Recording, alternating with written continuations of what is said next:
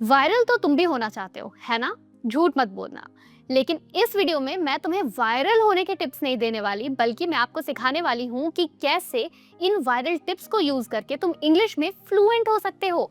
यही है आज का हमारा टॉपिक, जहाँ पे मैं शेयर करने वाली हूँ 10 beautiful viral hacks, viral tips to sound fluent in English. और हमारा पहला टिप है मिरर टॉक थेरेपी। देखो दोस्तों, मिरर से बात करना यानी कि आईने से बात करना हमारे लिए हेल्पफुल कैसे हो सकता है, सबसे पहले तो इस कॉन्सेप्ट को समझो।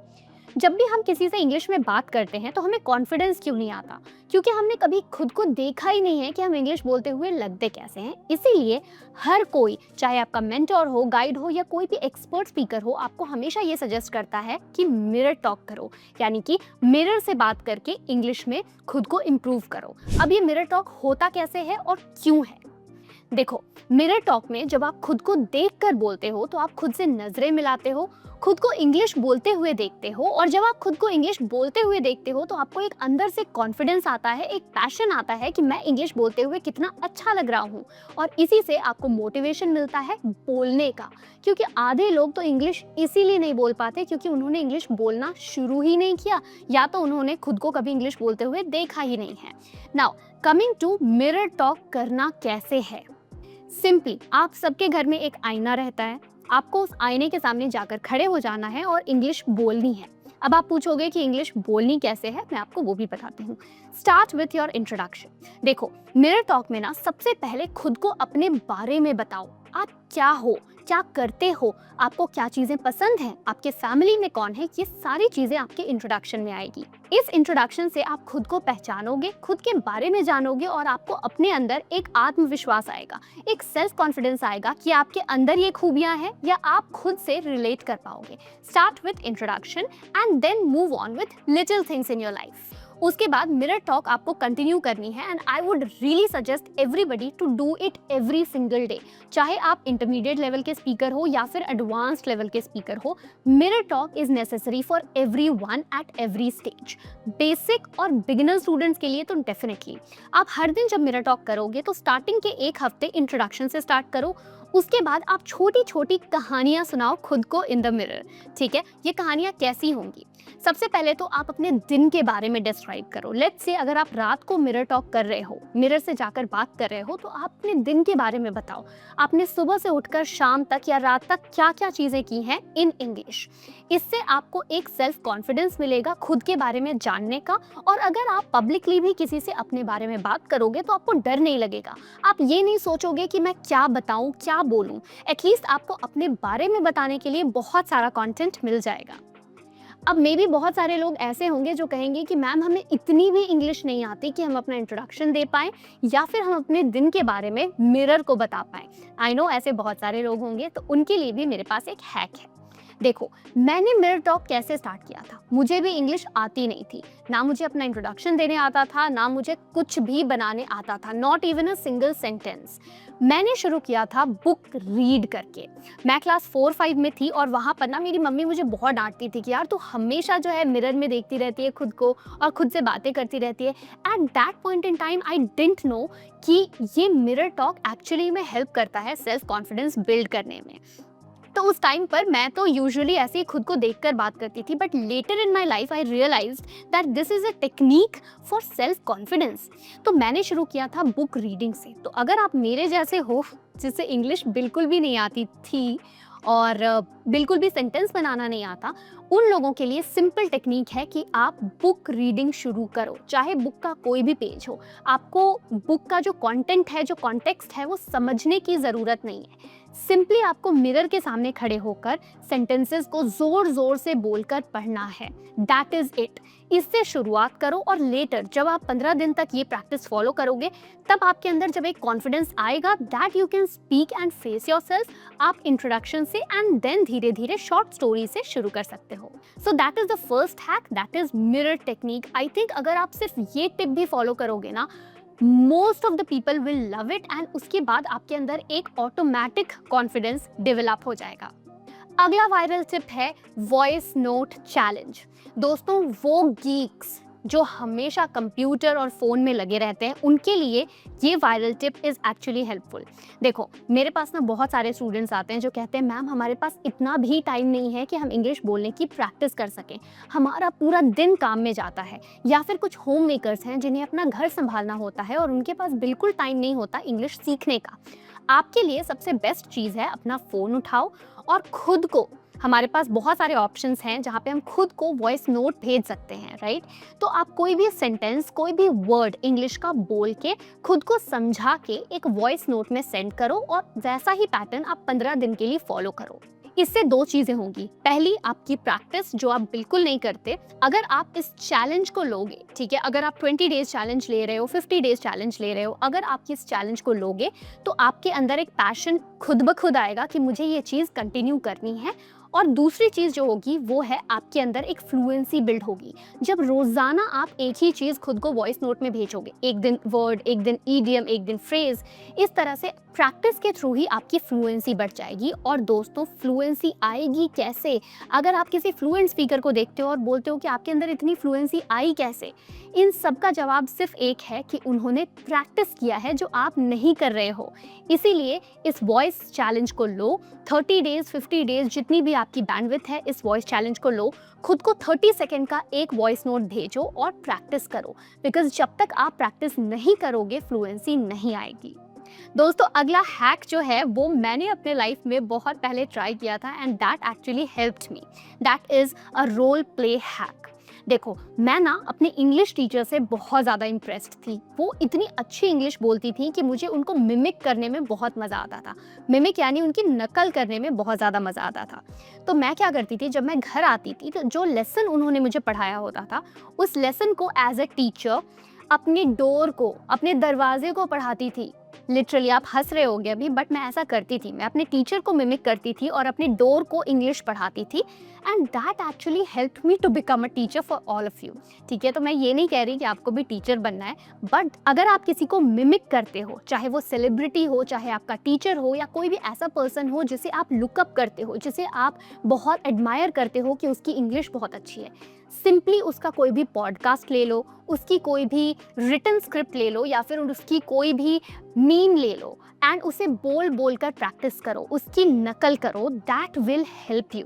ठीक है, इससे क्या होगा? नंबर 1, आपकी प्रोनाउंसिएशन अच्छी होगी। अगर उनकी एक्सेंट बहुत अच्छी है तो आपकी एक्सेंट भी अच्छी होगी। और तीसरी चीज़, आपकी फ्लुएंसी बिल्ड होगी। ठीक है, बट आपको ये रेगुलर बेसिस पे करना है। जैसे मैंने आपको बताया ना कि मैं अपनी टीचर की मिमिक्री करती थी, दैट मीन्स मैं हर दिन करती थी। I use to wait for my English classes कि आज कौन सा लेसन पढ़ाया जाएगा और मैं कैसे जाके उनको मिमिक करूँगी। तो आप किसी भी सेलिब्रिटी की वीडियो ले लो, किसी भी टीचर की वीडियो ले लो और उन्हें ट्राई करो कि आप उनका कोई भी पार्ट, ठीक है, पूरे वीडियो में अगर आपको 5 मिनट का जो कंटेंट है वो अच्छा लग रहा है, उससे मिमिक करो, बट करो। That will definitely help you to become fluent in English. दोस्तों, अगला जो वायरल हैक है वो पर्सनली मेरा फेवरेट है एंड मैं अपने स्टूडेंट से हर एक सेशन में ये चीज़ करवाती हूँ। That is talk for 2 minutes non stop. Now when I say non stop, that means non stop. ठीक है, आपको सिंपली क्या करना है, अगर आप रिकॉर्ड करना चाहते हो you can definitely record it, but if you are camera shy, अगर आप कैमरा पे आके रिकॉर्ड नहीं करना चाहते तो आप सिंपली अपने फ़ोन में एक टाइमर लगा सकते हो और कोई भी टॉपिक ले सकते हो। लेट्स से मैंने टॉपिक लिया talking about my favourite hobby. ये मेरा टॉपिक है एंड इस टॉपिक पर मैं 2 मिनट के लिए, जैसे ही टाइमर स्टार्ट हुआ तब से लेकर पूरे 2 मिनट के लिए नॉन स्टॉप अपने हॉबी के बारे में बात करूंगी। ठीक है, अब इसमें ये ज़रूरी नहीं कि आप बहुत सोच रहे हो, बहुत पॉज ले रहे हो। आपको दिमाग में जो भी चीज़ें आ रही है, रिलेटेबल, नॉन रिलेटेबल, सारी चीज़ें बोलो, बट बोलो। ठीक है, आपको रुकना नहीं है। That is the challenge. देखो, अगर हमें इंग्लिश में फ्लुएंट होना है, हमें खुद को पुश करना पड़ेगा और चैलेंजेस लेने पड़ेंगे। अगर हमने चैलेंजेस नहीं लिया, खुद को पुश नहीं किया, तो English is not a thing और not a bottle of tonic जिसे आप एक दिन में पीकर फ्लुएंट हो सकते हो। So 2 minutes talk, that is non stop talking, will be definitely helpful. ये मैंने ट्राई किया है। I use to take 30 second challenge. ठीक है, तो अगर आप 30 सेकेंड से भी स्टार्ट करना चाहते हो, you can start it. 30 second का नॉन स्टॉप चैलेंज ले लो, 1 मिनट नॉन स्टॉप चैलेंज ले लो, then you can slowly move on to 2 minutes. लेकिन आपको सिर्फ ये ध्यान रखना है कि जितने भी सेकेंड्स और टाइम का आप चैलेंज ले रहे हो उतने टाइम में आपको नॉन स्टॉप बोलना है। डजेंट मैटर कि आप क्या बोल रहे हो, you have to keep on speaking.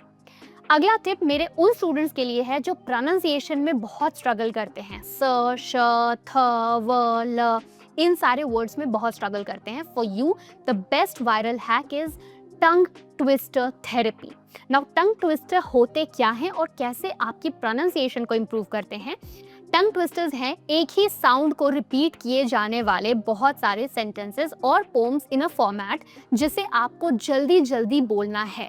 ठीक है, मैंने टंग ट्विस्टर लेकर अपनी प्रोनाउंसिएशन इंप्रूव नहीं की थी, मैंने इंप्रूव किया था वाइल स्पीकिंग।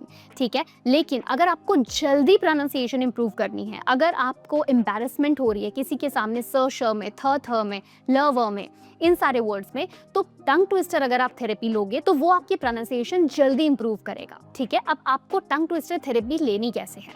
आपको हर एक दिन 3 टंग ट्विस्टर्स लेने हैं एंड उसे जल्दी जल्दी बोलना है। ठीक है, टंग ट्विस्टर का मतलब ये नहीं है कि आप ब्रेक ले लेकर बोल रहे हो। फॉर एग्जाम्पल मेरा टंग ट्विस्टर है she sells sea shells by the sea shore. अब इसे मुझे धीरे धीरे नहीं पढ़ना है। For example she sells sea shells by the sea shore, no, मुझे इसे फास्ट बोलना है, she sells sea shells by the sea shore. इसी से मेरी स और श की प्रोनाउंसिएशन इंप्रूव होगी और बहुत ही ड्रास्टिकली इंप्रूव होगी, यानी कि बहुत ही जल्दी इंप्रूव होगी और इससे आपकी फ्लुएंसी भी बढ़ेगी। तो एक दिन में ऐसे ऐसे बहुत सारे टंग ट्विस्टर्स आपको गूगल पे मिल जाएंगे।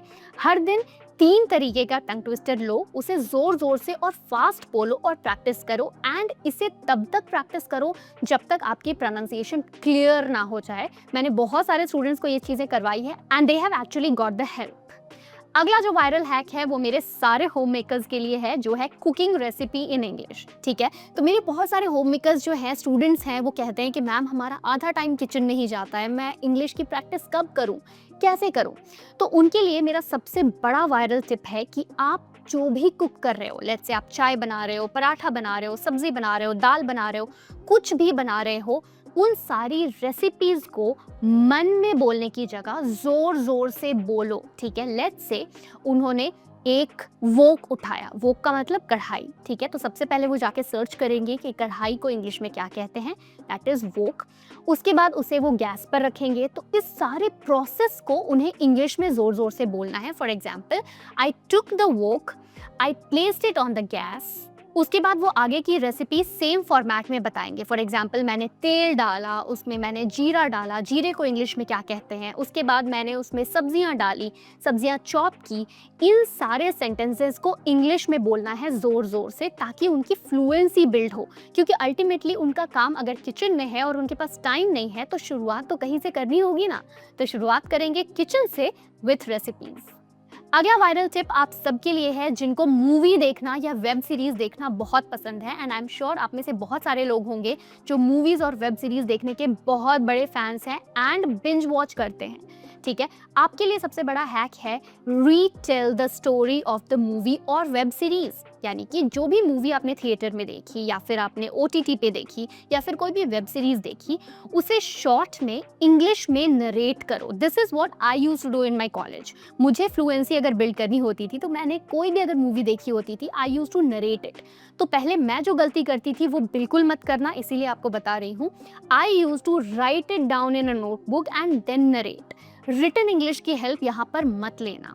आपने जो भी मूवी या वेब सीरीज देखी है, ट्राई करो पहले उसे दिमाग में सोचो कि फॉर्मेट क्या था स्टोरी का, कैसे स्टोरी स्टार्ट हुई, उसके बाद क्या क्या उसमें चीज़ें आई, क्या क्या सीन्स आए, एंड देन एंड कैसे हुई, और इन सारी चीज़ों को बोलो।